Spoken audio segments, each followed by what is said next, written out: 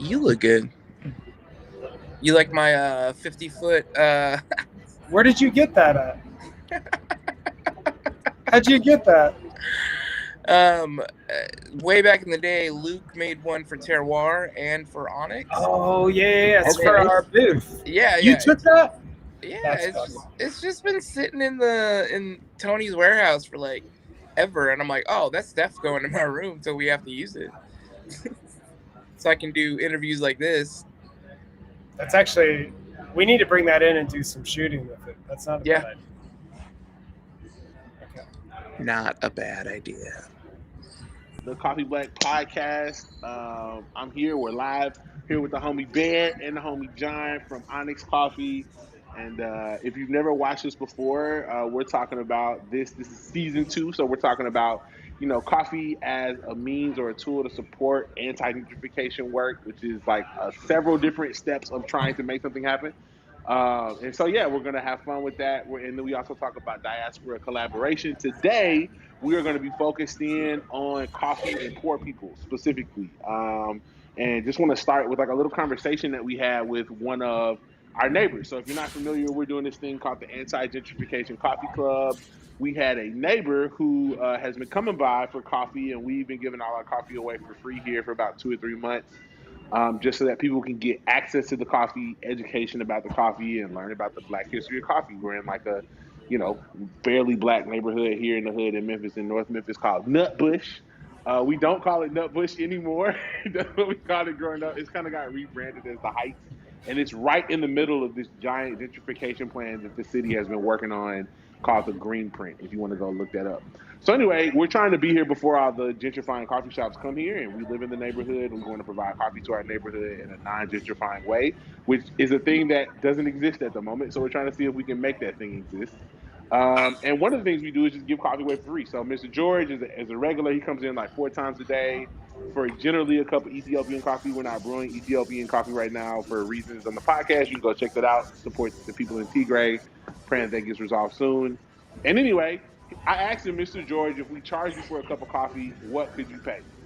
And he told me like, I mean, your coffee is like really good, so I could probably pay a buck, even a buck 50.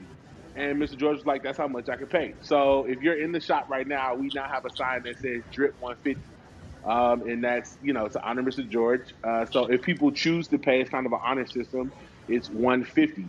But if you know anything about specialty coffee, that's kind of hard to work out when you're trying to like address poverty at origin, a lot of which is caused by the slave trade and colonialism, while also using that coffee to also empower and encourage people here in America who are experiencing, I guess we can call it first world poverty.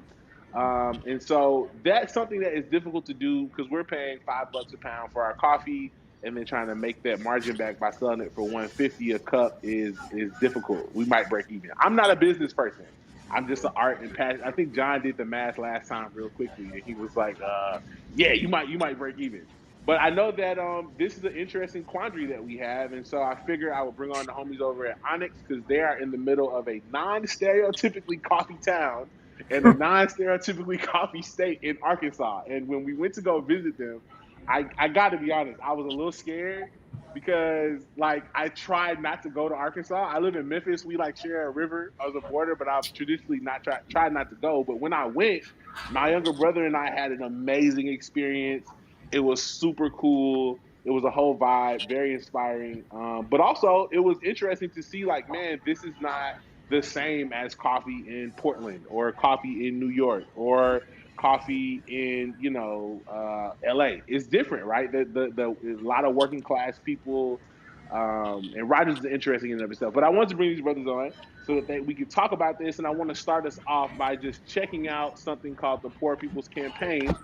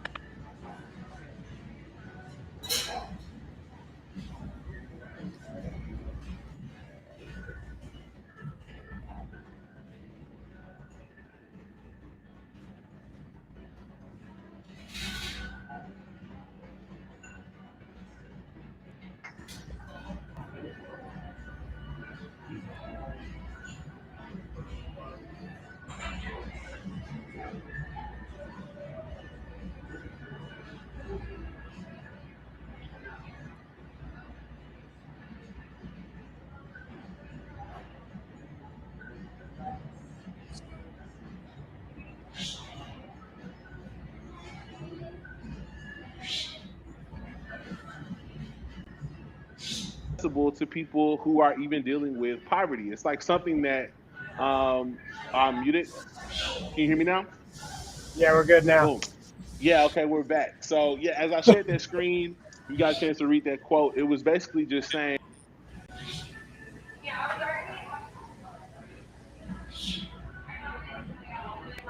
did you all hear the quote or should I read it again? Yeah, read it again. All right, cool. I'm gonna read it one more time.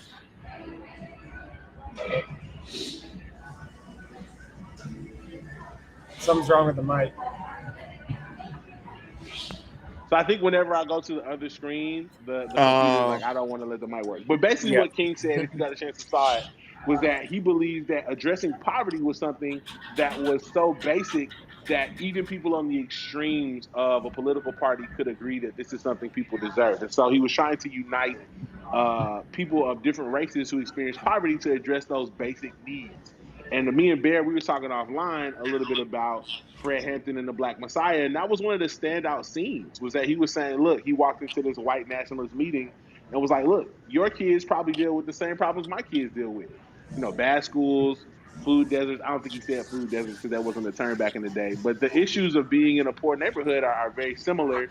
And what I like about being in coffee is that trying to use coffee as a means, whether to introduce just a little bit of joy into somebody's day, or even to introduce them to a job path or a career path that may be able to provide some income, is that it's something that's kind of like it's just something that most people will that's kind of unpolitical. Like most people are kind of, it's hard to be mad at the idea and say, hey, I want to go give somebody a really great cup of coffee who maybe never had it before, and that's an experience that could help somebody or make somebody feel better.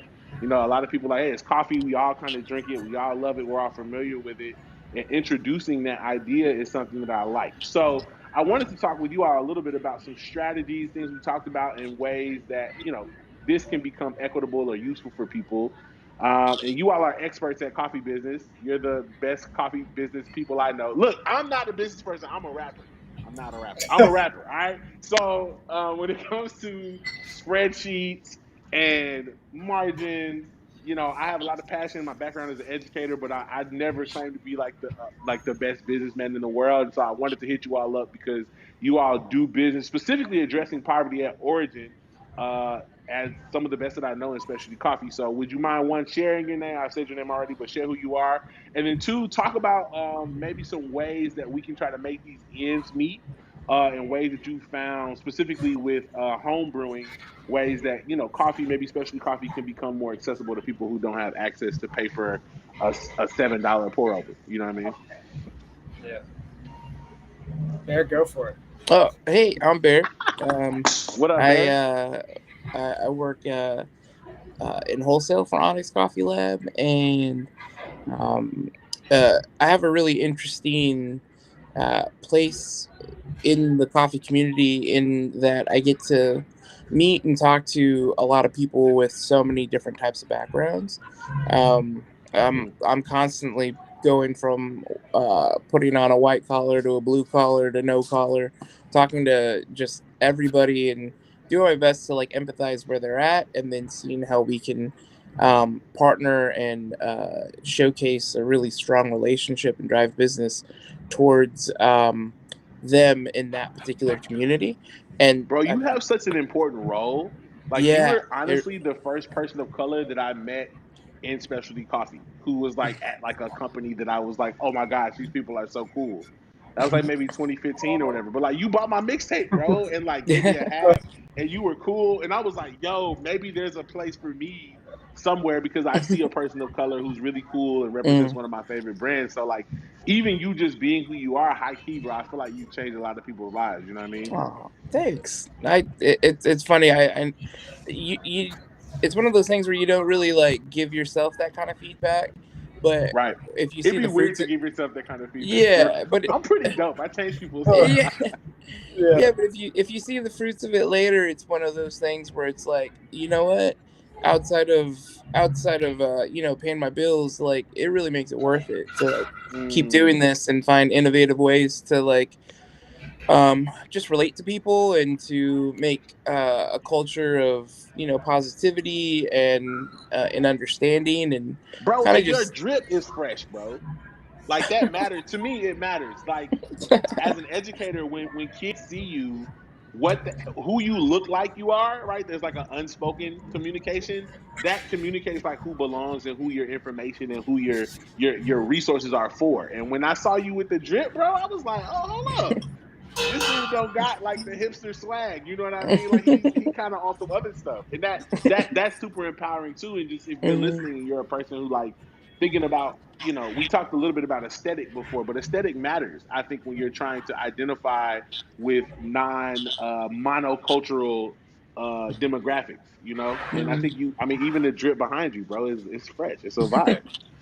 Yeah, I mean that just goes into like my origin story, like coming from California and growing up in San Diego specifically. Like I didn't really come from your generic coffee story. My grandpa used to drink Mm, it. I didn't like it and stuff like that. Like that wasn't me at all. yeah.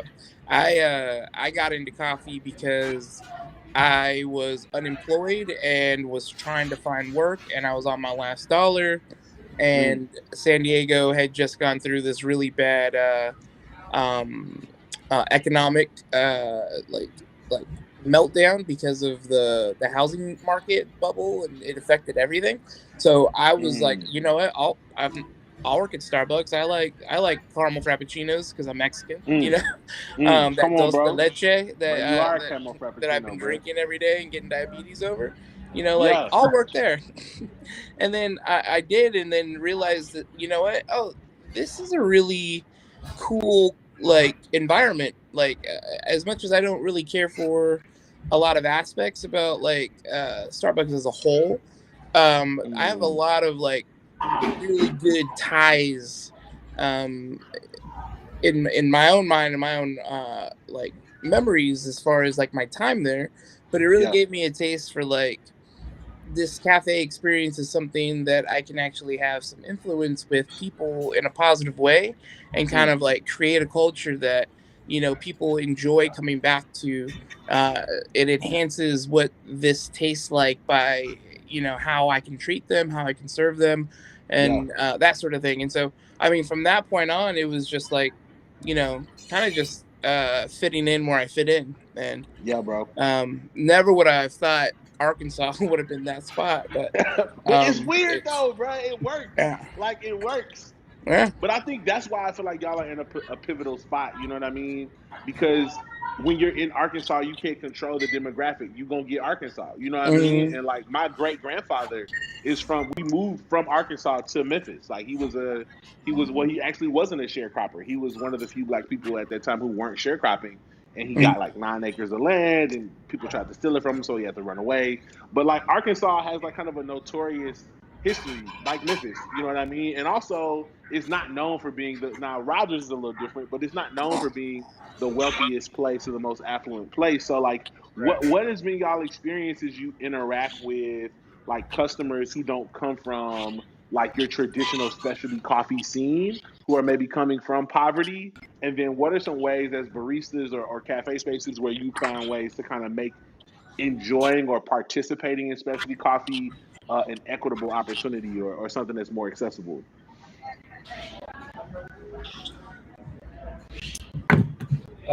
You want me to jump in here? uh, oh, John, oh, hi. Yeah, so I'm John. I'll try to hit that too. Let me tell one story about Bear that he didn't mention, because is that I tried to get Bear to work for us for like years, and Yeah. I would hound him, and I was like, look, like I'll give you any job, come work for us. He's like, I'd rather work at the hospital than work for you. Like I was doing Whoa. everything I could. Wait, hold on. That's a true right story. now. Wait, so No, that's why? a true story. I was offering him No. like any Why? position. I was like, please just come work for us. there's some missing variables there. No, I was that's being all the truth. Nope, stop I, talking. This is my go. And he like wouldn't do it. And he's like, anyways, I'll let you tell your story later. But But so what for you? Why were you interested in Bear? Like, what was the reason why you were like, yo, we got to get it. We got to bring this dude on our team. I mean, there was a lot of reasons. I mean, one, as soon as I met Bear, I mean, I fell in love with his personality like immediately. Yeah. Dude, This is infectious like like someone that. I mean, it's like, there are people you want to be around, and we're a super small company. It's my wife and I and a few other people, and like immediately we're like, these are the people like we want to do life with. Yeah. And also like not just his personality, but like he was talented. Yeah. And like we wanted to make sure that we had a staff that didn't just look like us, and like Yeah, he bro. was. That's a gem right there, though. Like, I think part of what matters in making coffee accessible to poor people is hiring poor people, or at least people who can identify with that experience and who can identify with kind of your non-traditional. Even the way you started out, you were like, "Yo, I got in this joint because I needed money." You know what I mean? Like, I needed bread. And for a lot of people, bro, like my students, my little homies, when I tell them about coffee, like the thing that matters to them is the bread. They're like, wait, how much money do it do a year? You know what I mean? Like, what? How can I participate in that? Because it's a way out. It's necessary, bro. And like funds and pay and like how much bread you bringing in matters. Like it's not just like I had the best. It was an amazing cup of coffee. Like it's also Well, like and, I and got back in the bills to pay. day, back in the day when we all first started in coffee, and I started.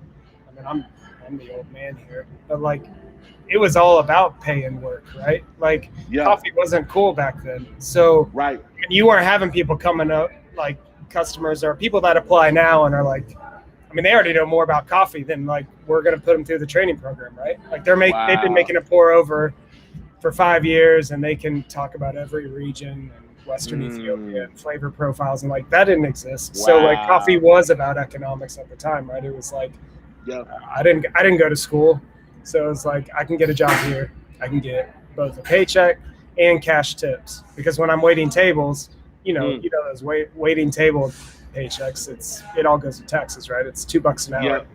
Yeah. So like coffee was that intermediate where it's like, okay, I can get fast cash now, but I can also like have a paycheck to pay my bills.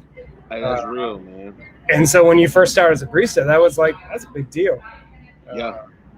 Coming through. So it's different now, and maybe in a better way. I mean, in that aspect, like we've made people, not need to come get a job in coffee just because it's like the only option, right? It's that like, oh, this is something I want to do, which is amazing, and nothing. I mean, I don't remember any coworker I had a decade ago that was like, I want a career in coffee. I can't think of something. Right. Everybody was just trying to write it out till you dip. You know what I mean? Yeah. But now people are really looking at it as a career. And I think one of the things within like the Black coffee community that we talk about a lot, we got a couple of different like, all Black group chats. And like one of the things we talk about is like when we think about our community, we want to educate people about the opportunities even outside of being a barista, because a lot of people don't know that there is a way to move up in the pay scale outside of just being a barista. Like people are like, well, if I can be a barista, I'm going to make a certain amount an hour plus tips, and that's it. But it's like you can actually find a career to be able to pay bills if you move outside of the traditional barista, manager, shop owner, roaster. You know what I mean? Like there are other joints you can dip off into. Yeah. No, you're right. Yeah. And it's one, creating those jobs and having the ability to create those jobs, and then two, making a way that it's sustainable, so that it's like, yeah, we can put in some people that like are wanting to pursue something in coffee, and not that there's anything wrong with pursuing a barista for life. Like if you can make it, do it. But like, at a certain point, if you're I can't make that happen, bro. I hear you. Well, in the end, like you're speaking to earlier, the economics don't allow that to fully work, or if they do, I'm not smart enough to make it yet. So hey, I'm saying you got to have some like Midas touch. You know what I mean? That's one of them. Chance just dropped a song and he had a bar in there, which is like the devil's lies is golden because he got a Midas touch, and like that's one of them joints where you might need a alchemy situation to make it happen. Because I really don't know how you would make that happen. I think for me in my cafe experience, one of the things that was really transformative, outside of seeing people who look like they may come from my background or who had an aesthetic that I would aspire to, or me and the homies would aspire to, like people like Bear.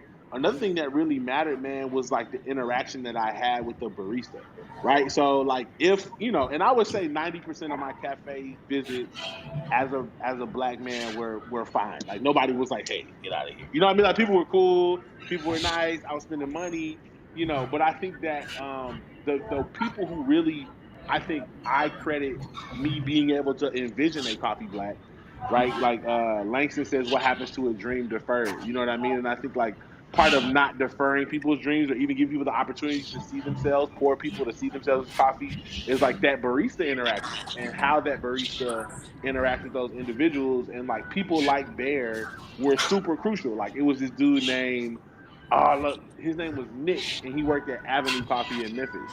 And I remember walking in, and he was again the only person of color there. He was, I believe, he was Salvadorian and white. He was mixed, but he had melanin. My man had a little vibe to him. We could talk about hip hop, and like it made me feel like I could be at ease there. Whereas in other coffee shops, when I would go in, it wasn't that anybody was mean. It just that there was nothing that made me feel like I could have a place there, or I could have a future there, or that anything was necessarily curated for me. You know what I mean? Like it was kind of like, I'm here, you're welcome to spend some money here, but it wasn't something where I felt like I could relate to the people there. And then that really impacted how I viewed participating in the drink. How I viewed participating in the industry at some point. And a big part of it was me being able to have time to have conversations with baristas, and then those baristas feeling comfortable, like either one giving things away. So like I don't know how many pour overs people would just hand me. You know what I mean? Be like, yo, just try this. You know what I mean? Don't worry, just let me know what you think. I'm working on something. Let me know what you think. Or B, the barista giving me like really non-judgmental, non-snobby recommendations on how I could make good coffee at the house without spending a ton of money. And I think both of those interactions were super duper crucial. I'm curious, like when how often do you feel like you have non-traditional coffee people come into Onyx? Like, is that a frequent experience? Was it more normal earlier on? Now people kind of know who you are. And then my second question is, what is your interaction with those kind of customers like, and what are some of the things that you feel like make those interactions positive? Yeah, I mean, well, for sure, starting out, like, there was no, I mean, our main objective was, like, in a kind way, like, how do we educate the customer to even, like, keep our doors That's open? crucial. And you're in Arkansas. So like you're in Arkansas making a $4 cup of black coffee proposition. Like Right. what is that? How do you even have that educational conversation without coming across condescending? You know what I mean? No, I mean, that's a fine line that I don't think has ever been solved outside of like, once you are hiring the right people, like if you take Bear or whoever, for example, and like there is a true, like an authentic kindness coming through when you're trying to tell someone something. Like, I'm not trying to tell you this is the best because like you should want the best, but I'm trying to tell you like this will be really enjoyable. Because if I'm you're telling it to you like I'm recommending you some new hip hop. Like I'm about to yeah, put you on game real quick. Let me show you right. something dope real quick. That's exactly right. And I think that's the difference, is that it has to be an authenticity, right? And it can't just be good for good's sake. Like if as soon as you try telling someone like, hey, this is the best coffee because of the price or the score, the cupping score, or any of this stuff that like people don't care. Because they already have like, coffee and it's way correct. cheaper. Correct. And I think it's specifically in Arkansas, like in Memphis and just the mid South, Arkansas, Mississippi, and Tennessee, like these are poor areas of the country. You know what I mean? So like not only is it just pricey for coffee in general nationally, but when we were talking about priorities last time, if I got bills to pay, you know what I mean? I got kids to try to get groceries for and school clothes and X, Y, and Z. Like if I have all of those things, then there's no way like a $5 cup of coffee. Even if I'm convinced that it Right. could be dope, there's no way I'm going to put that on the top of my priority list. You know what I mean? No, you're 100% right, and I think that you kind of hinted at it. Like the point was to say, and I feel like at least in this area we were kind of like starting that movement of saying, look, you don't like every cafe before that, the ones I worked at growing up as a barista to all the ones that are almost still here today. Where are you like, from, by the way, bro? you got to come here every day. Upstate New York. Then I Okay. lived in Des Moines, Iowa, and then I came here. Iowa. Oh Yeah, wow. I So know. Iowa kind of prepped you for Yeah, dude, Des the Moines is actually experience. pretty dope. I love Des Moines. Whoa, there's two bears. Oh, there I we go. got you. Yeah, He doubled up. Des Moines is pretty cool, but it was definitely like, yeah, Arkansas was a bit of a surprise for me, but I Yeah. love it.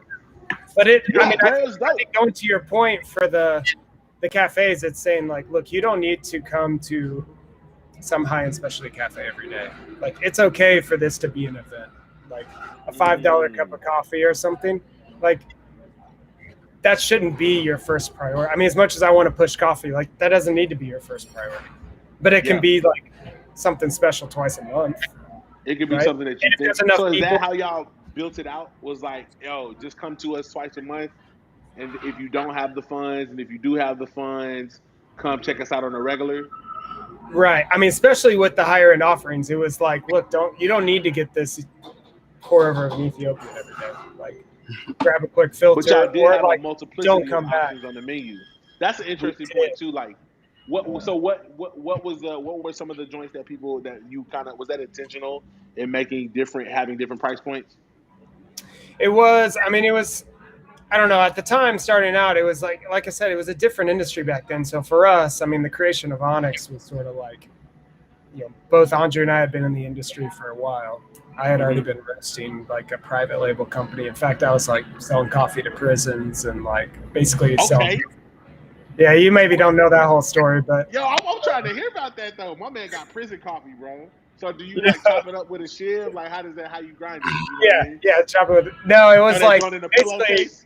I started this roastery and like it was just me. So I was hustling. So I'd roast, then I'd deliver around, then I'd make sales calls, then I'd drop samples at people's door, just trying to like, just trying to make it.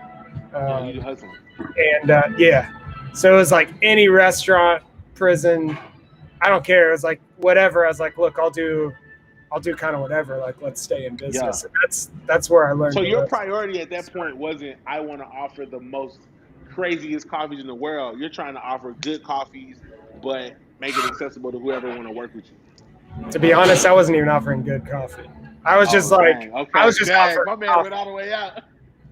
It was bad. Like, it was called it wasn't Onyx. It was called Anonymous, and it was like that was hence the word. I was like, anonymous for a reason. I knew it wasn't good. Yeah. And but basically, like we took 3 years and wrote down after Anonymous had been going, and we had been working in cafes and stuff because I was working as a barista on the side while I had started this. We wrote down everything we hated and liked about the coffee industry. And then we're like, okay, let's just take a chance and let's create Onyx, and let's, coming from two people that have worked their way up through deliveries and dishwasher to barista to now a roaster, like what have we always hated about the industry? Like if we're going to create one, what do we want that to be? And that's where what was on that list. Like, what was the stuff y'all disliked?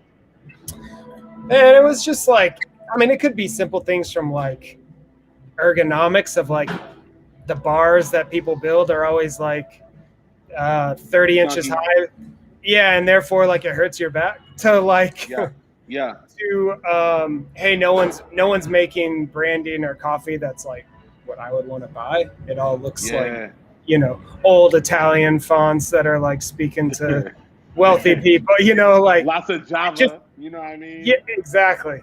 Just like never with coffee industry in mind, right? Like the whole concept of Onyx was like, what if we created a band that was like for the industry only? And now obviously we got a bunch of yoga moms in here drinking coffee, but like, what I'm saying, bro, I'm telling you. But the goal was for the industry to like us, right? If the industry liked us, we were doing it right. If the industry didn't like it, then we were doing something wrong. And honestly, a decade later, that's the same ethos we live by.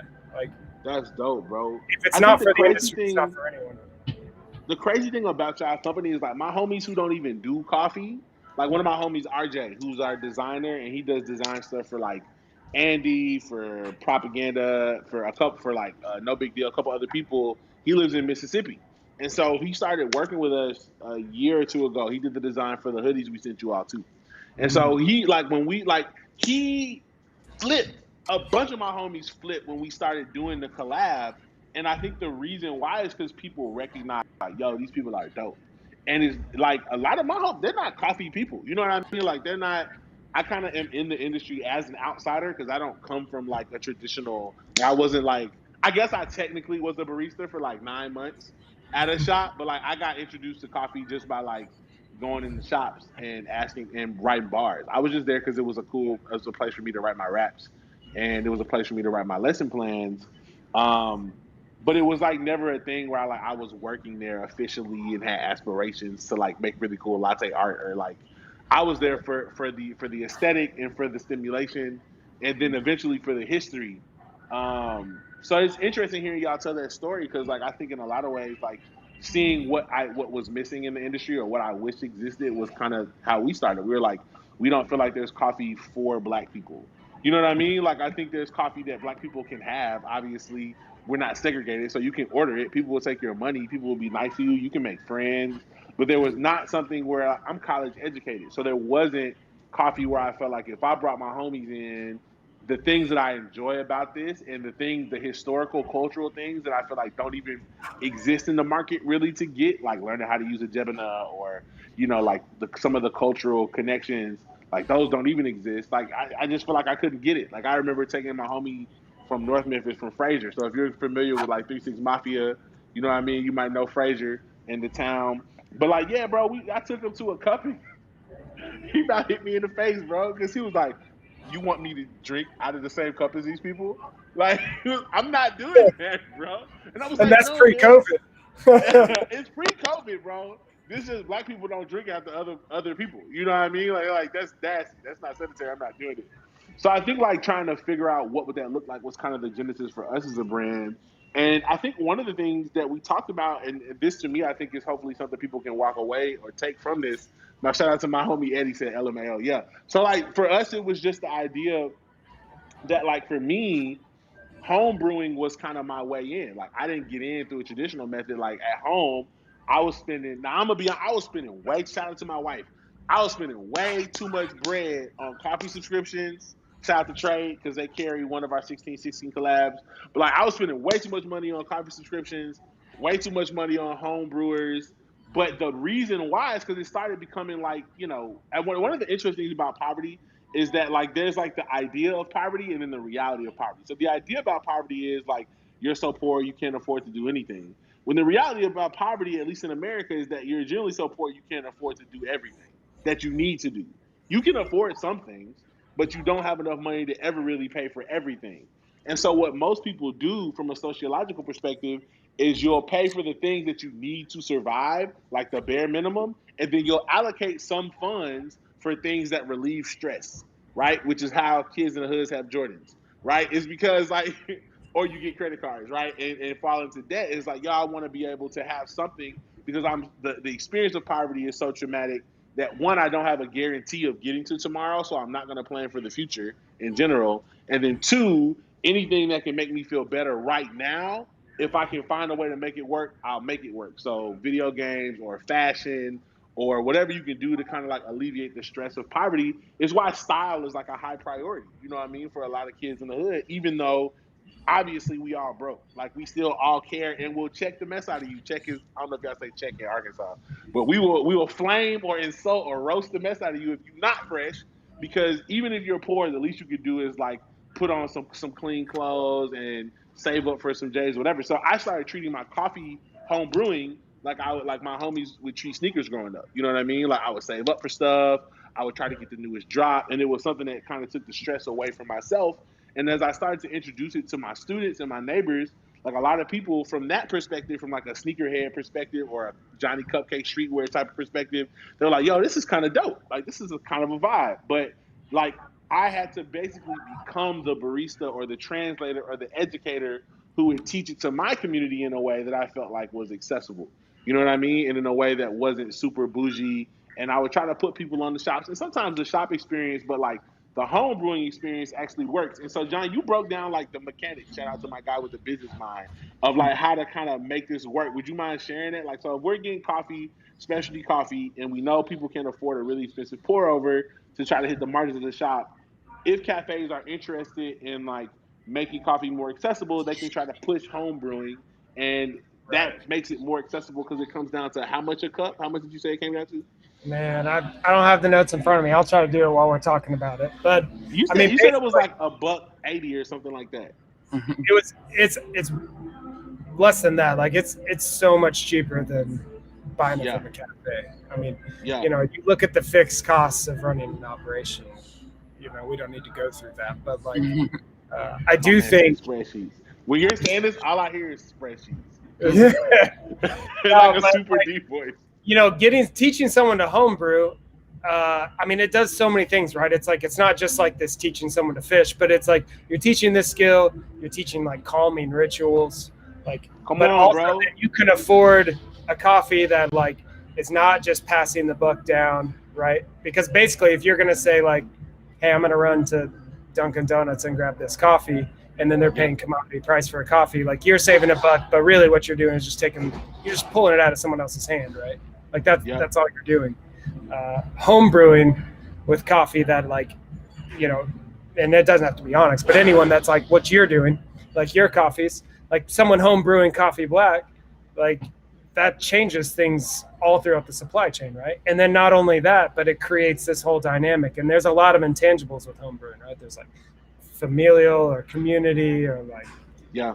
just the stress. I mean, Bro, for me, the it was whole empowering. holistic approach is amazing, Like, right? it was culturally empowering for me because I felt like I'm connecting to a part of my heritage, which is like initially I got into it, with the Chemex and like AeroPress and stuff like that. Which, by the way, if we're recommending a home brewer, like we have a grip. Shout out to AeroPress. We got a grip of AeroPresses here because I feel like if I'm gonna try to stimulate home brewing, I need to do it in a way that doesn't have like a $150 like price tag associated with it. Like, yo, and that was something I ran into is when people would try to recommend it to me, or when I would try to recommend home brewing to people, the way it was showed to me was like, well, you got to buy this, you got to buy a burger grinder, you got to buy this, you got to buy this. So like us being in the hood is intentional because like, yo, we got you on the burger grinder, I will grind it for you.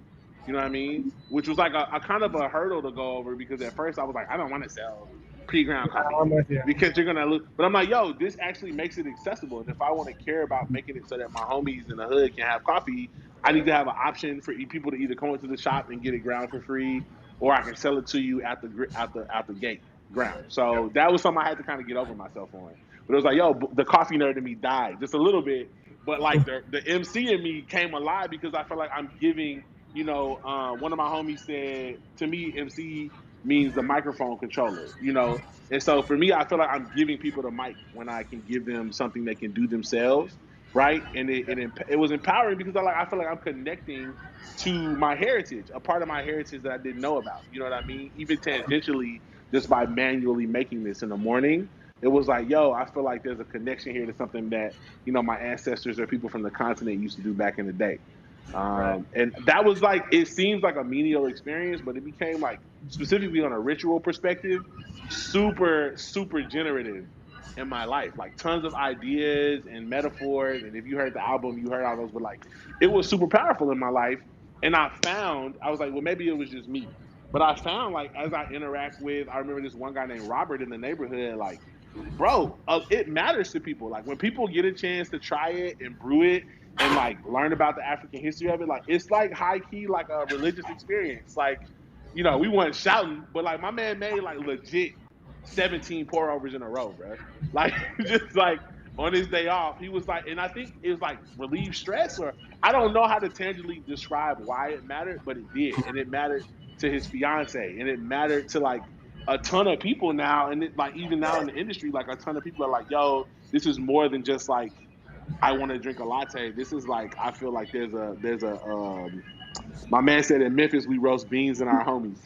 Yeah, so I think like there's like something cultural that matters there that happens, and cafes can be means of instigating or starting that cultural experience. You feel me? Right. And I think in some degree, like you all are doing something special. Like it's cultural what y'all doing in Arkansas. Like it's not just oh wow this is really cool coffee, but like specifically when I talk to Black people who are in Arkansas, which we met up with some of the homies afterwards, like y'all mean something to people. You know what I mean? And like the experience of being able to participate or learn, like we found at Coffee Black, like it means something to people. You know what I mean? And that accessibility or that participation in it like matters. You know what I mean? So like hopefully people can take those things away, like home brewing, baristas having a really crucial job with their aesthetic, but also with the way they talk to people.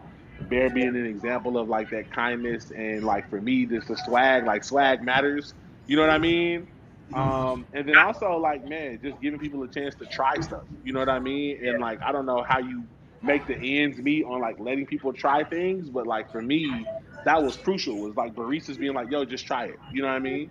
Like what's kind of that bear like when you were behind the bar, like what was your experience with like kind of making that transition or interacting with people who were like maybe a bit fearful about like I don't know if I can afford that or I don't know about this particular product. Like what how did you kind of like educate people? You know what I mean? What's your educator methodology behind the bar? You know what I mean? I think it's namely just being consistent with whoever's in front of you. And so people in line are hearing every interaction that you're having. And so if they get a hint that you're treating them differently than the person standing in front or in back of them, that can turn kind of ugly sometimes. And so just making sure that I'm being myself and that I am treating everyone on the level of you are like no matter what you're walking into, that's a mystery for me. You know, I can't live inside my own brain.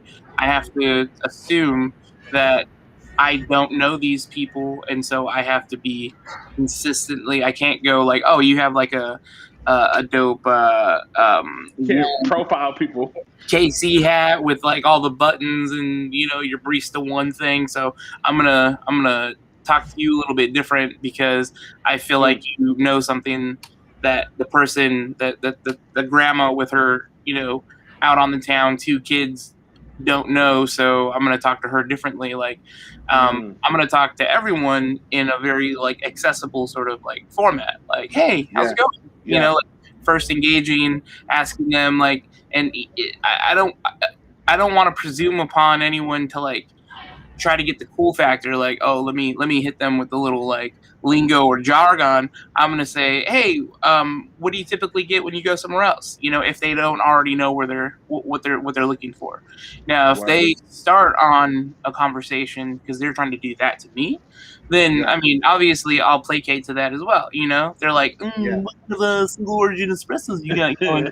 Where you got to push the glasses up? Let me tell you, you know, and then I'll, you know, I want to serve them in that way because that's the experience that they're looking for.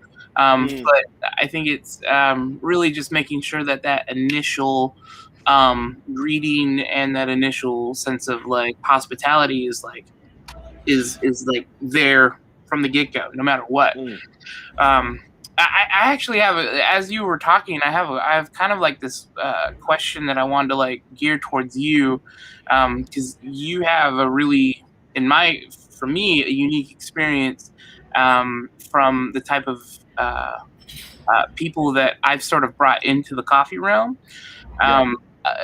Onyx has given, I can count on 2 hands, like just from me, a lot of opportunities for people coming straight out of jail, coming off the street, that I would pull in to like live with me to like kind of help them regroup, start over. That's so fire. And you know, and it would be like a tag team thing. Like, you know, you don't tell someone, hey, be well and stay warm and not give them your coat, right? And so come on, bro. From that principle, you know, it's like I have a spot to stay at, and I also have the means to hopefully, you know, help them get gainfully employed at least for a little bit, you know, and give them a second shot. And Onyx is really great about that.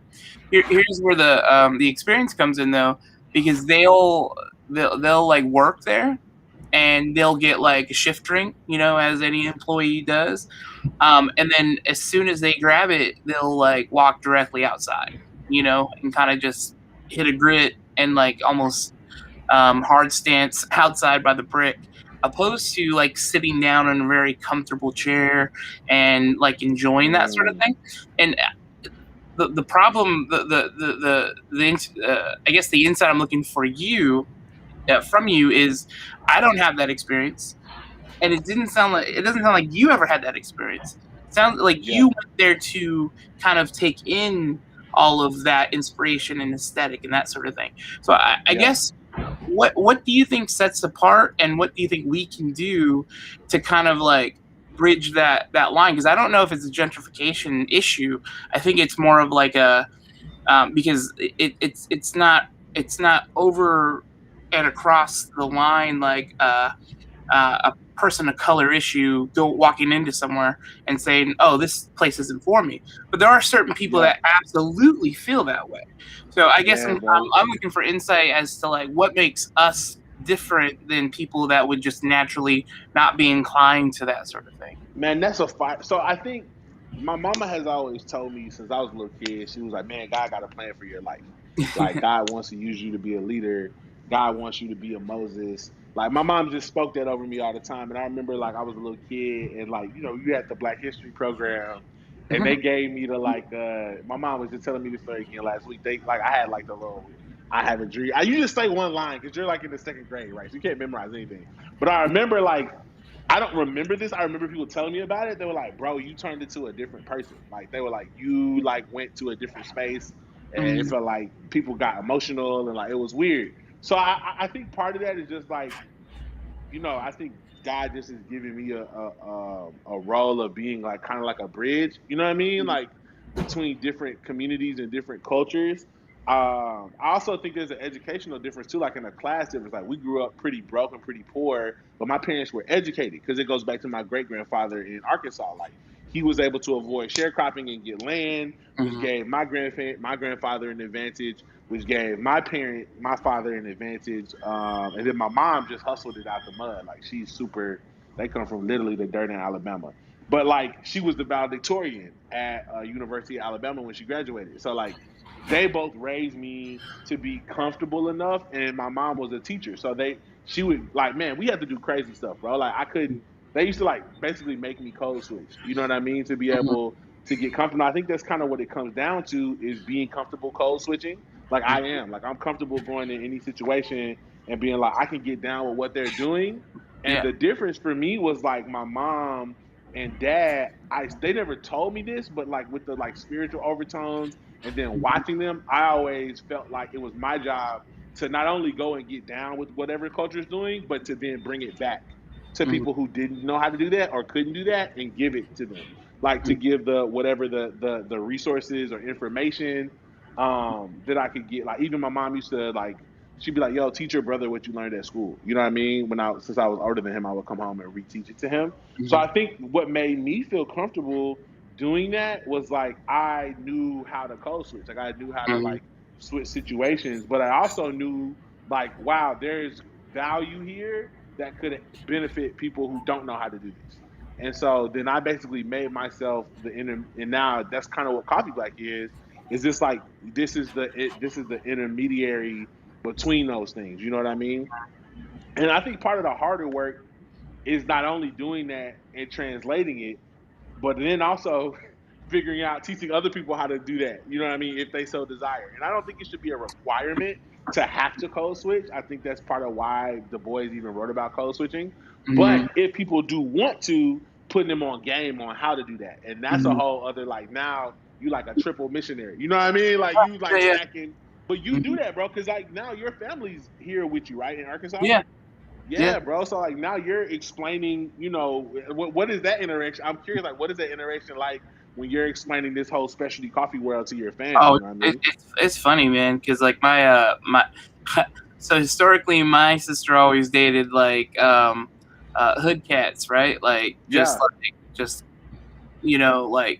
Bro, the story about your pop's kind of crazy though. Like I remember oh, my dad is crazy, but like specifically bro, people that are like that live with me, like my sister, she used to date like nothing but like high supreme like athletes or marine types. They're always like like a Puerto little Rican, dangerous. black, like just like what we Heavily were melanated. what we were accustomed to like growing up like and being around. But she ended up marrying like the whitest white guy from New Hampshire. Everything's awesome, right? He's a worship leader at our church, and like all like the whole nine, like just completely the opposite direction, which is awesome. Yep. It's great. And he's so funny because he grew up on Dunkin' Donuts. Like there's this like there's this like Dunkin' Donuts and Einstein coffee. Yo, And Einstein has coffee? Yeah. Oh yeah. Bro, I didn't even know that. Yeah. I think I want to know about that. So like when they first moved here a couple months ago, so our house is here, Onyx is like here, and then Duncan or Einstein would be like way over here. He would drive past to go get Einstein. No. He would go to what's it called? I didn't know this. That's cool. He would go to the Starbucks that is located inside the Barnes and Noble. He would go to like all these places, and it was the coffee nerd in me is so offended right now. Oh, I know, and my sister would like tell on him, or I would come downstairs, and there would be all of these like random cups from all these different places, and I'm like, how dare you? Like this is my livelihood. like what the heck?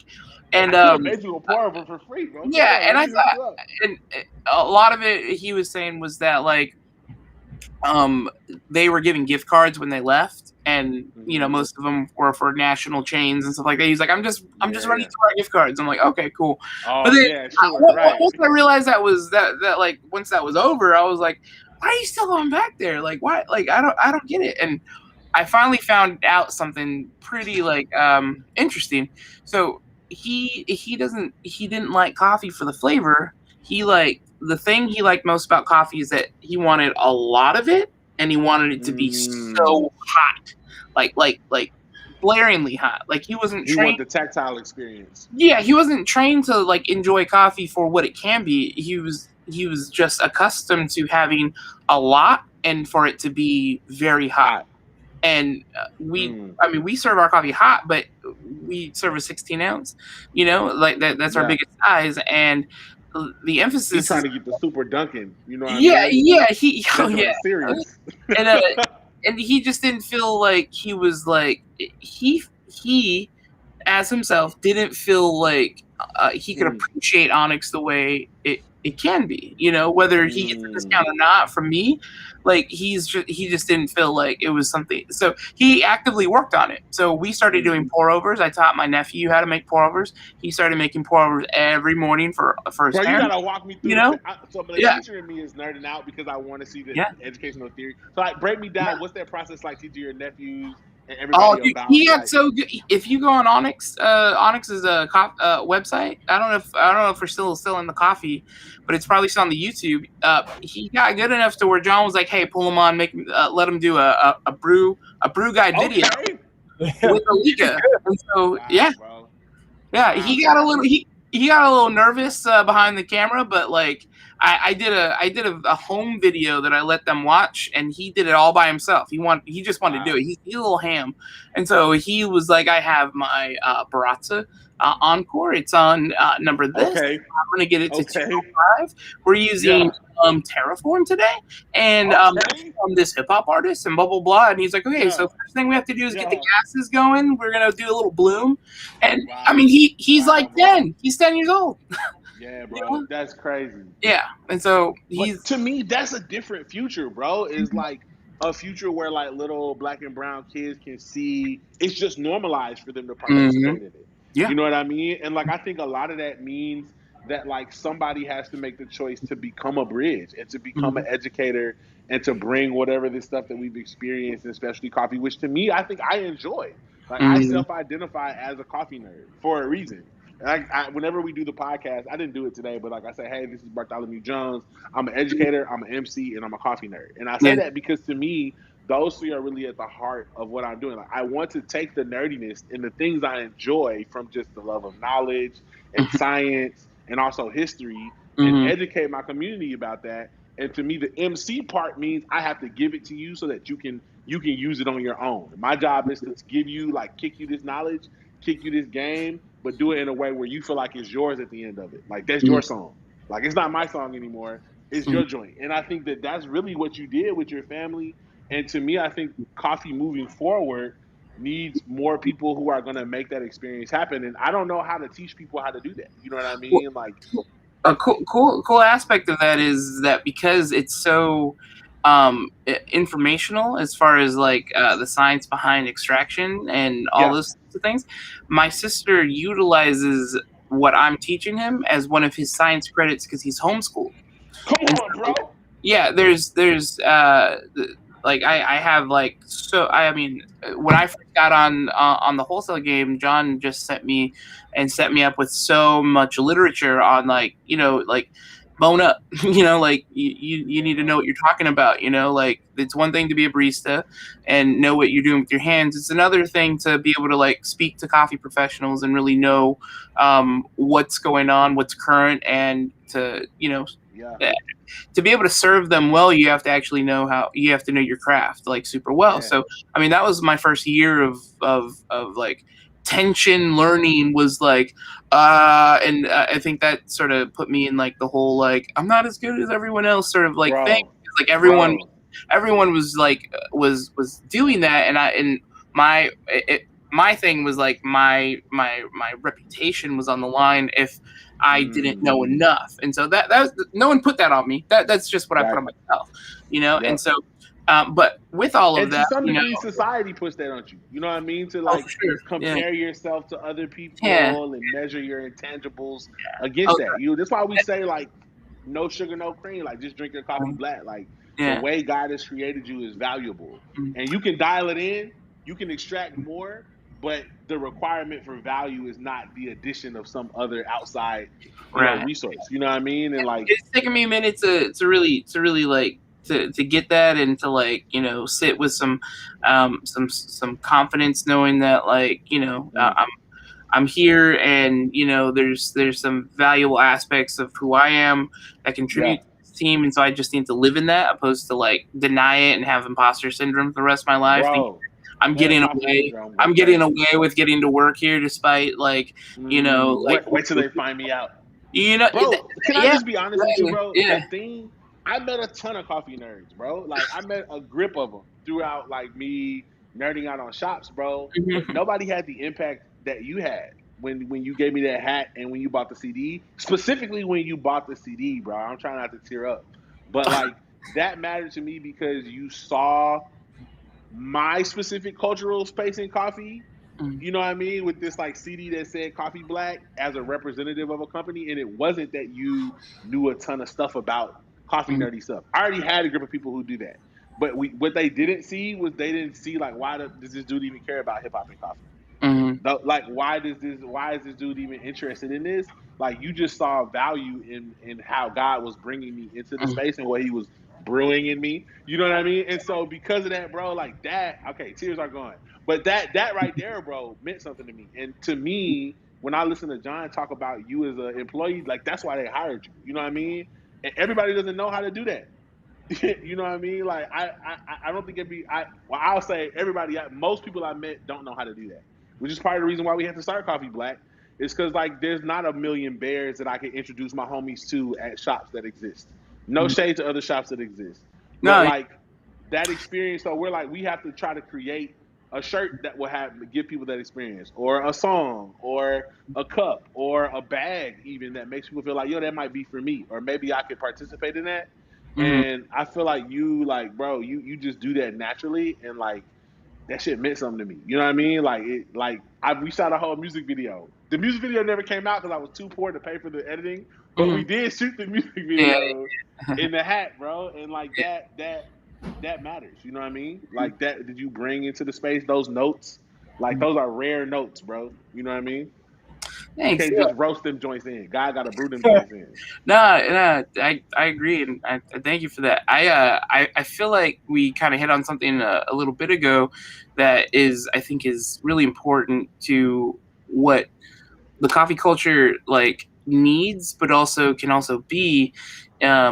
Like for me, I think a lot of where my like kind of rubbing shoulders with different types of people came from church.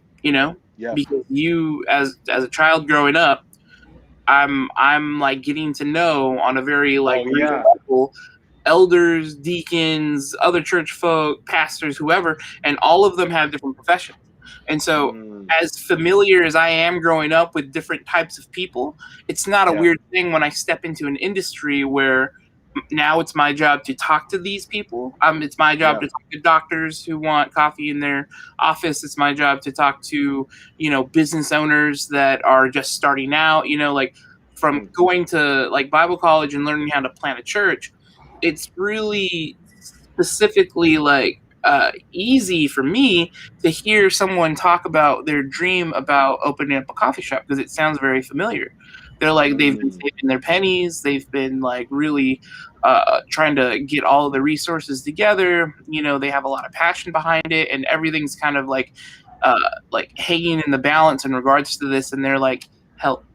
Can you help?" And I'm like, "Absolutely! Like, yeah! Like, yes! That's what we're here for. I'm gonna help in every way that I can." To like help get all this stuff done, and like the resources that are allotted to me from Onyx, from John and Andre is just like it helps change people's lives all the time. But I think the point I'm making is that like whether it be church or social clubs, like a lot of those things are really good stepping points into like feeling comfortable at places as a consumer in coffee shops. And then the turnaround is like we can actually like have that impact on people. So like if you feel comfortable in a coffee shop with so many different types of people, they can turn around and take that into that confidence into their industry. And feel like, they're well accepted because, oh yeah, I hang out all the time with these doctors, nurses, with these like, corporate billionaires that roll through, and we just have casual conversations over cortados and stuff like that. And then casual conversations over cortados. I see you with the alliteration. Well, I have one person in mind. John knows what I'm talking about.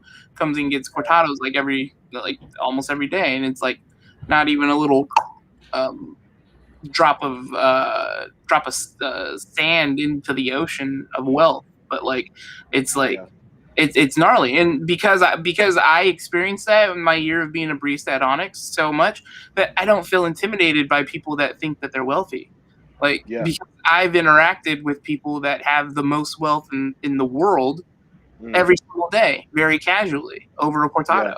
And so now any type of person that tries to like walk up and be like, yeah, I own this and I'm over here and we're gonna do like, I'm just sitting there like smiling along, like listening to them because I want to hear but like all of that like all of that vibrato that they're like trying to bring to the table, it's not affecting me because I've casually worked with and talked to people that like can buy them out, with like a flick of the wrist, bro. So it's it's just one of those experiences. But I think turning coffee like culture like that from like not just it being like a consumer experience, but it being like the type of social like inclusivity that you find in social clubs or from my experience from church is one of those things that like if we kind of adopted a posture towards that, or if we looked at it in that light, it might have an effect that ripples out throughout the community, and it and that starts with us. Yeah, bro. Yeah, that's real, man. I think sometimes even just telling people, yo, man, like there's a place for you, or you have a spot in this industry that does this much business a year is wild for people to feel like, yo, man.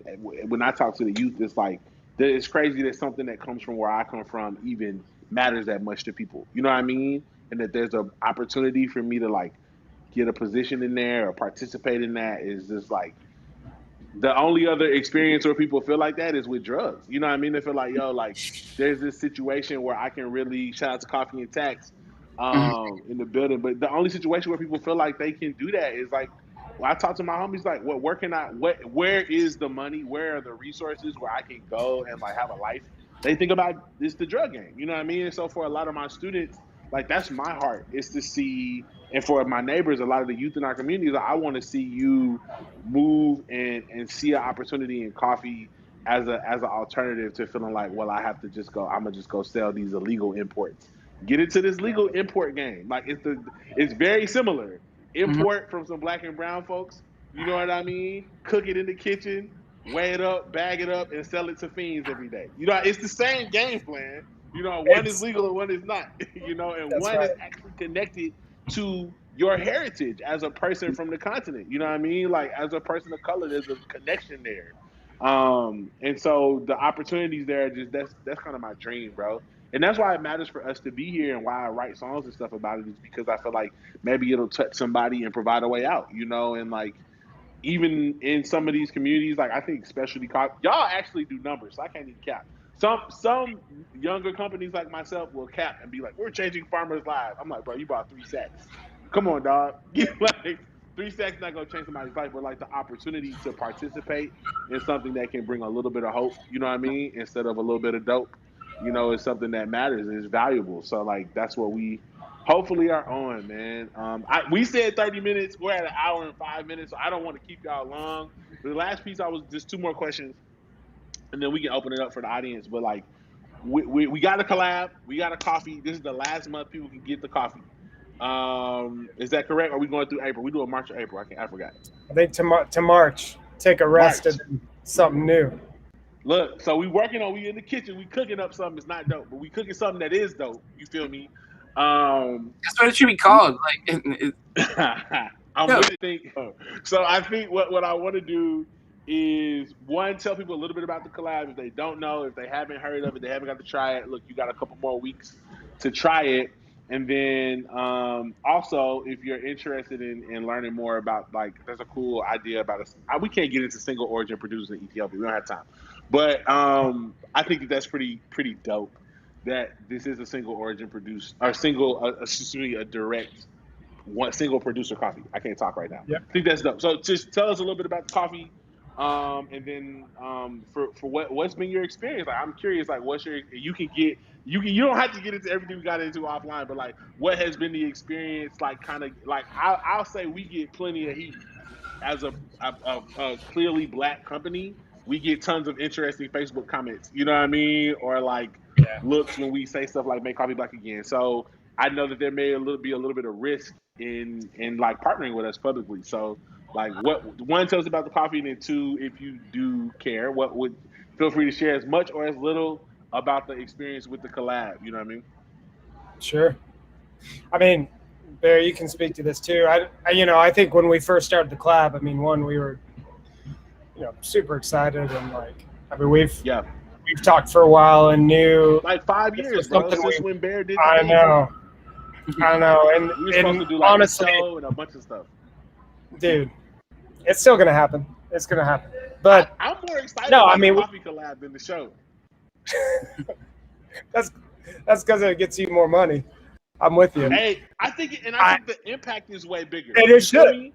Like no, the impact on the coffee culture and like inspiring people. Like, I can't tell y'all how many messages from like black people in coffee who've been like, "Yo, when I saw this collab, it made me feel like I have a place here." You know what I mean? Like it made me feel like the black voice is heard or valued here. You know what I mean? Right. I don't know if y'all knew y'all did that when y'all did that, but it like kind of like validated what a lot of black people in coffee have been saying in our generation. You know? Well, I mean that's dope because that's a part of the hope, But it's like, I see you. I see you. We only have so much leverage to swing, right? And so wherever we can leverage that in the things that we believe in, like, we got to do that. So that is the whole purpose of it. And I think, I mean it's no hiding. Like we're in in Arkansas, and like it's our first like non-branded Onyx release ever, and that collab, which started kind of this concept of what we call public label, which is like, everyone was in the private label game, and we're like, no, we're not ashamed of who we're partnering with. Like, this is we're not anonymous no more. This is a public label, right? Hallelujah. This is up front and out there, and there was a fair share of emails about, what is this BLM coffee you're doing, or what is this that's wild. Why are you in the political arena? Or just like, hey, you just make good coffee. Just make good coffee and shut up. Or like, don't shut up and dribble. Yeah, I mean, sort of. But like, I think it led to a lot of really good conversations, to be honest. I mean, a lot of customer in-person conversations, and honestly, that always netted out as like a positivity with a handshake at the end. Like, there's a few that maybe were like a agree to disagree thing that, like, you know what, you're just like not our customer. Like, I get it. Yeah. But always created like legitimate, healthy, civil conversation, which is all we're trying to do. Like, this isn't some sort of like drop a bomb online on Instagram with no context and then walk away and watch like 50 people's lives shatter, right? Like, that's not right. Like, I know that's the coffee industry and that's what everyone likes to do, but that's not really what we're about. We try to stay out of that stuff. What we're looking for is holistic, real conversations with real people where like context matters. And also, like, we as a company we've learned a lot from you. We like to teach people what we know from the origin side of coffee, and like, that's what this whole thing is about, right? Yeah, bro. You know, it's why we I know you got a kick out. It's like our biggest cafe in Rogers, our big roastery that we think is a super nice. We worked 4 years building this cafe, and yet like we have the loitering welcome sign, right? So it's like, well, but the fact that it's like, look, come loiter here, like come warm up, and at the same time, like, the owner of Walmart's chilling inside drinking a coffee, like that's a cool dynamic, right? Bro, Rogers is on some different stuff, bro. I can't even cap. I was like, yo, this is wild. It's wild, bro. Yeah. Like, it's a crazy mix of worlds, you know? It is. And that's what we're looking for, right? I mean, that is what you're talking about. Like, when you say, you know, coffee crosses all racial, socioeconomic, like, cultural barriers, like, it's true. I mean, you take this product so simple that, like, you know, how do you make coffee? I mean, you don't have to be some Michelin star chef. Like, you use water. Like, that's it. Yeah. Right? That's like it. Water One and ingredient. heat. Like, it gets no basic than that. And that can be done by anybody. And I did the math when you were talking, not to jump back into it, but it's 95 cents per cup for one of our coffees, at least, which, you know, I'm self-admitted, we're one of the most expensive roasters. That's at like 15, 16 a pound. Or per box. That's not even a pound. That's our 10-ounce box. 15, 16 at origin? You're paying farmers 15, 16 a... No. I'm saying when you were talking about home brewing. The computer, bro. Well, that happens on some coffees, but not all these. But when you're talking about making coffee affordable, when he's saying $1.50 a cup, like, you can brew the best coffee in the world for, you know, 95 cents a cup. That's crazy, bro. That's with crazy. Water. And that's one of the ways you make that work, man. That's bananas. Right. What up? This is Freeman, by the way. He's here. He just joined. This is our middle child. Say hello. They said, "What's up, man?" So I think that's what's up. Yeah, that's cool, son. I'm digging it. Hey, I'm almost done with this call, and then we can play. Okay? Those joints are fresh. Are those new? Yes. Okay. This is for Mommy. Okay, that's what's up, son. I like it. He got new dinosaurs, so he's pretty hype right now. We've been teaching them about just financials and how to buy stuff, and, you know, trying to keep up with your savings. So, yeah, man, this is crazy, bro. I really enjoyed talking with you all. I'm gonna wrap it up because I don't want to keep y'all for forever. Yeah. But last question I always ask people is, what are you excited about right now in coffee? And then what's something that you're curious about? And then and what you've been bumping musically, you know what I mean, which I've been listening to. Barry, you want to start, or you want? Oh no, you go ahead. Excited, man. I'm excited about coffee from China. That's what I'm excited. Okay, we're talking about coffee. Okay, came out of left field. That's to me. That's going to be the future. Yeah, Yunnan. I think it's going to be the future. Of coffee. What do you know about that? Like, all I know is my homie Kenny, who's our roaster, had a Yunnan for like a year, and it was a slapper. But like, how did coffee get introduced to China, and like, what's the future of it? Like, what are the opportunities or the? The introduction, I don't know. I don't pretend to be an expert there, but but from what I've cupped in, like, every year, we've been cupping coffees from there for 4 years. We've never bought one.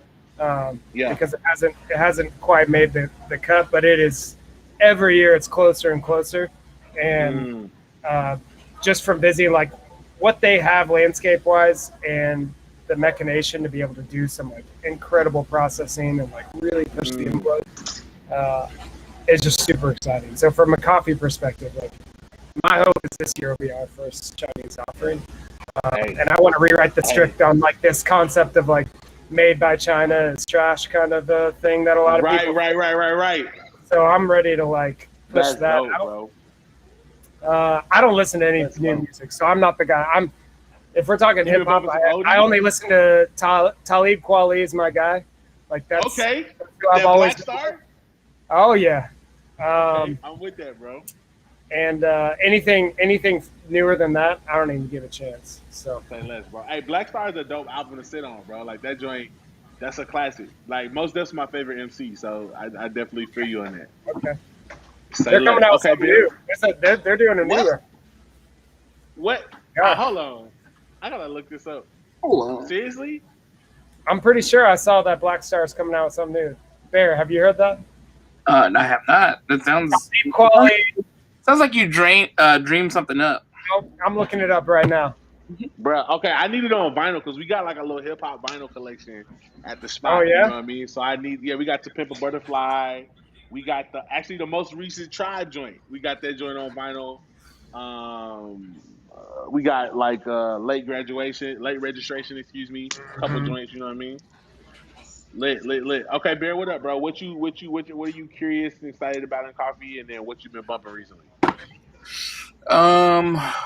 Curious and excited. I've been having like these really fun conversations with people in coffee clubs I'm on in on Facebook and stuff like that, and some of them are like kind of satire, but then it gets serious. Like I'm in one called Dunder Mifflin like Coffee Society, so it's like The Office and Theological Seminary, Dunder Mifflin Theological Seminary. What? And then there's another one called like Coffee and Calvinism. There's just a bunch of like stuff that like I got pulled into from a lot of different people that are like, oh, you'd love this, and I love that. I love the content of all of it, but across the board, there's a lot of question of like, so what's the next wave? You know, like what's the what's the fifth wave? Like that sort of thing. And so I read an article that fifth wave is like Indonesian coffee farmers like growing and roasting and serving coffee like all in one system.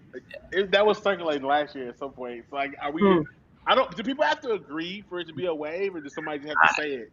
I don't know, but I've been. We're still third wave. I didn't even know we got I don't even think people agreed on fourth wave yet. Like, yeah, I don't think so either. I always just say that like whatever wave is next, whatever like if we're on the horizon of anything, it needs to be taking the focus off the consumer and putting it back on like and like kind of like bringing up the chain. That is what we should get obsessed over, you know, not just in the third wave sense where we're like, hey, I want to know more about where that came from, but more so like kind of everyone putting their heads together and scratching it hard enough to figure out how to get us out of the situation that we're in where the value of coffee is so little, you know, even if we're just talking about the specialty, you know, wave, not the whole like industry as a whole. I mean, there's too much coffee to even purchase, but most of that coffee is unpurchasable for our context because it doesn't, you know, it's not something that especially coffee is like the top 1% or something. Is that right? Yeah, exactly. So it's like we want to make sure that everyone eats. You know, we want to make sure, and so we have programs like in our own company, like Terroir, where you know we'll take, you know, a lot of different aspects from what you're growing and give you a perpetual paycheck throughout the year by utilizing those things from your farms, by mixing it with the coffees that, you know, we may not roast, but we'll definitely put together to make something very craft where you can eat. Wait, what's Terroir? What's that? It's John, you can. My man said grass-fed, free-range coffee is the next way. Is that what you're talking? Is that Terroir? Is it? No, What is it? No. terroir is like an experiment where basically like we're trying to talk with when we're on the ground and we're talking with producers and we're seeing like, we go to their farm and at anything below 1,500 meters, this is just an example, say in Colombia or something, and the coffees aren't cupping well and there's a lot of extra land and they're having some climate change issues. Maybe we suggest, or they start growing like cacao or some vanilla bean or some other commodity crop that can be harvested at a different point. And so you're creating different means of cash flow throughout the year, right? Because basically when you're growing coffee, like you're harvesting, you do your harvest, you're picking, right? And you get paid. And then that's it.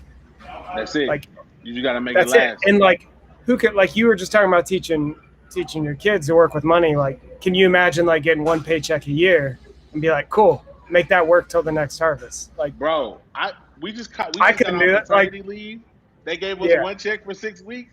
We done. We were done week 2. It was like, hey, it's gone, bro. Like, right. Yeah, I feel you. So it's sort of a trial. I mean, it's still in infancy stages where we're making chocolate bars with the coffee, but basically we're trying to say like, look, like plant vanilla at your lowest, then go up to cacao, maybe some tea, then do coffee at those higher elevations and like start this kind of concept of like harvesting throughout. Maybe it's some avocados to sell at the local market, but like utilizing the land in a way where you got cash flow all year. Diversifying the income. Instead of just saying like, I'm going to plant this whole mountainside with coffee, even though like the only top 500 meters are going to cup well, right? Everything else is going to be sold as commodity. And maybe you sell this for like $1 over the commodity price or whatever. But like, so it's just diversifying producers. And then on our end, we like hire on people that know what to do with that. Like we have a guy working specifically just with sourcing the cacao,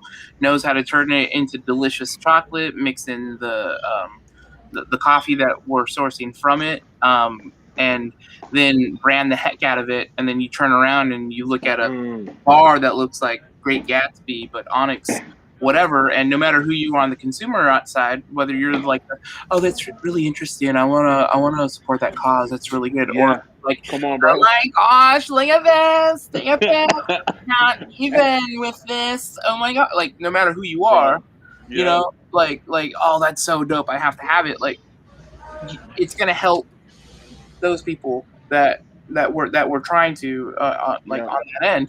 And so I mean that's what I would hope that the next wave is about, is to see where you keep pushing pushing forward so much and only concentrating on this end, you're gonna forget that your foundation is like really hanging on by so like just kind of like stopping, looking back. I mean, like how can we like lift this? Andre said it the best in one of her performances. Like we have to figure out ways to lift up the ground floor of the coffee industry by way of our place in the ceiling.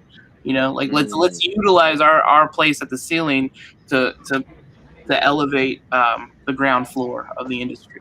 And so it's like I would hope that we would concentrate more on what that looks like, opposed to just like trying to push more into like a consumer experience that we're all trying to like it's going to happen in our lifetime, you know.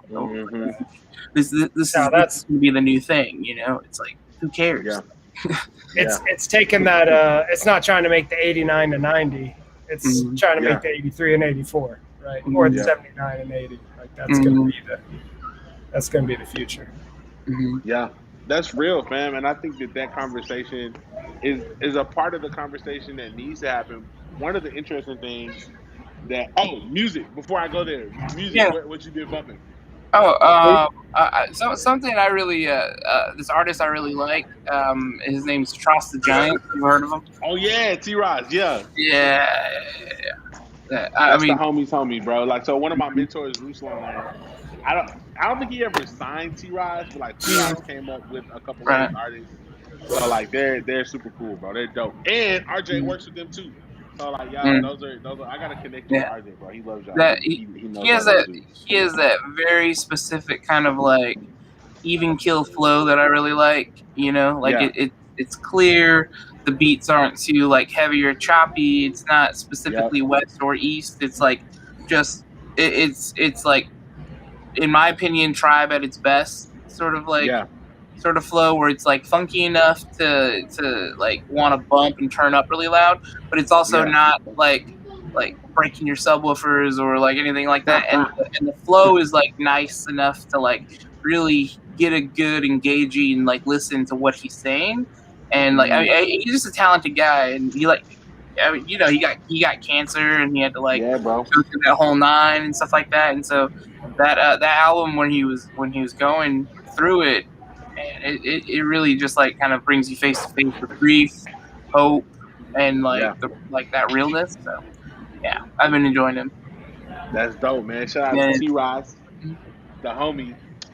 Man, cool. That's pretty much all our time. I was gonna say one last thing just on the connecting to origin. I think for me, like one of the most powerful things that we've seen from just interacting with the Black community has been like people realize, like a lot of my community doesn't even know what's happening with Black farmers or brown farmers, any farmers. Like I mean, the disconnect is so crazy.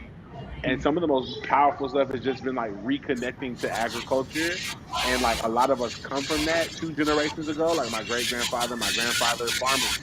But like just losing that connection and then finding the power and seeing the leverage that can come when there's when you're actually supporting farmers and when you're connected to the land. Like a lot of people have been super empowered, just being like, yo man, like however we can. And that's something I'm kind of curious about hearing you say that. Like I think one of the things I'm curious about is seeing what happens when more African Americans become more involved with like the agricultural situations, not just with coffee, but with a lot of the countries in general, with their exports where we come from. Like right now, Ghana's doing this thing called the Year of the Return, which they started last year, and inviting a ton of African Americans to repatriate, and people from the diaspora, Jamaica, Haiti, Brazil, Colombia, wherever.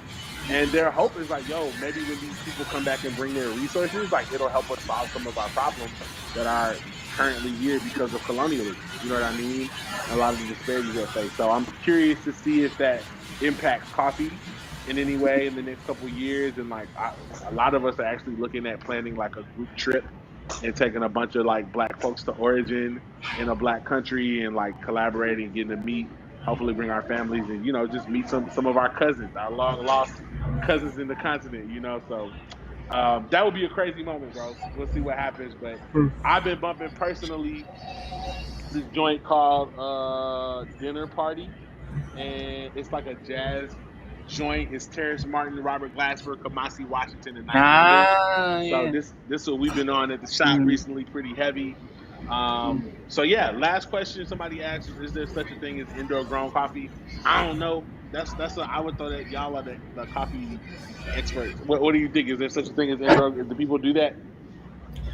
There's a company we've been like chatting with for about 2 years that's doing this kind of like large industrial hydroponic farm. Okay.